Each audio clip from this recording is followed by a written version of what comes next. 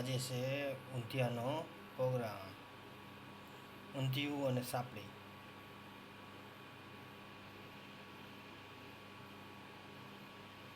તમે જોઈ લીધું.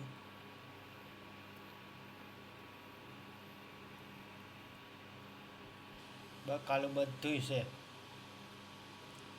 મતલબ જે ભાવે તે. ટીંડોળા, રીંગણા, બટેકા, વટાણા, વાલોર, ટમેટા ને મરચાં, રીંગણા, ગુવાર, ચોળી, ફુલાવર છે. સાપડીનો લોટ, જેવું ભાખરીનું દરી એ જ લોટ.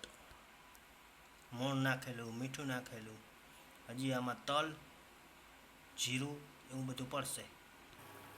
હવે ઉકળી ગયો છે. હવે આપણે કરી દઈએ કુકર પેક. 4 સીટી કરવી પડશે.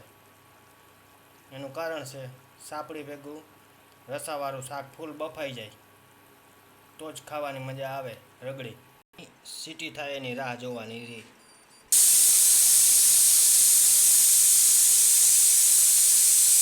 બે સીટી થઈ છે. શાક બફાઈ ગયું છે.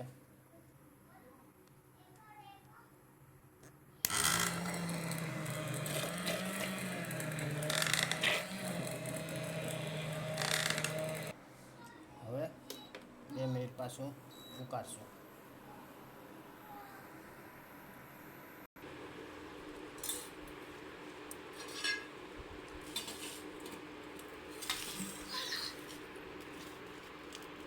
હું નાખ્યું આમાં? તલ નાખ્યા, હળદર જરાક નાખી, મીઠું નાખી, તેલ. ભાખરીનો લોટ કહેવાય ને? ભાખરીનો લોટ. ખાવ હેલું. ખાવાની મજા આવી જાય.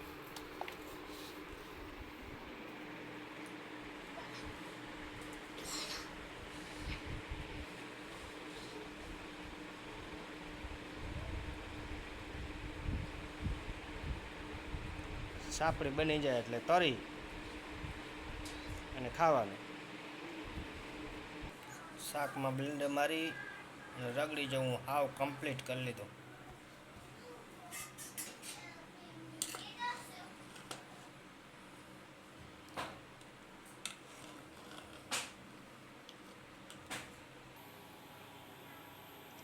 હવે આજથી 1 મહિનો ડુંગળી બંધ. ડુંગળી વગરનું શાક. ડુંગળી કાચીએ નહીં અને વઘારવાય નહીં. આવી રીતે બને સાપડી. આ સાપડી.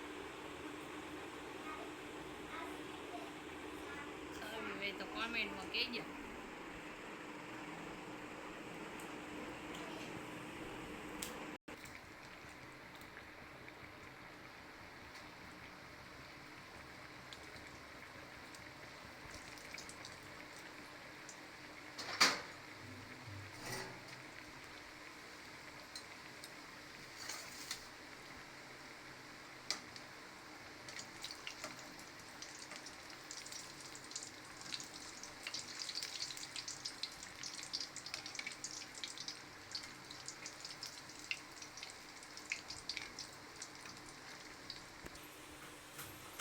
સાપડી થઈ ગઈ.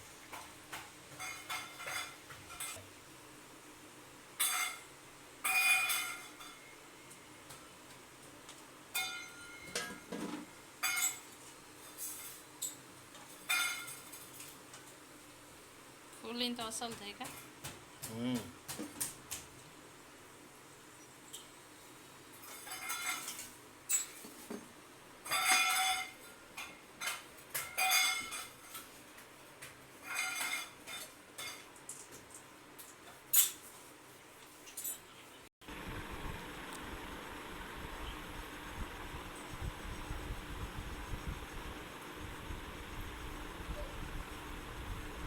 હાવ ભૂકો કરવાનો રીતિકો.